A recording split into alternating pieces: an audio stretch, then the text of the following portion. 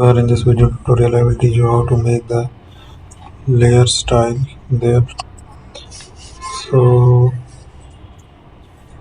use the layer style here. I will cancel it. There is a layer style. Increase the stroke of the layer. Its a position. We can make it inside and outside. Change the color there. Increase the opacity and size as well. I will go to the gradient overlay. It's an option there. We will select the diamond in the center. So that's it.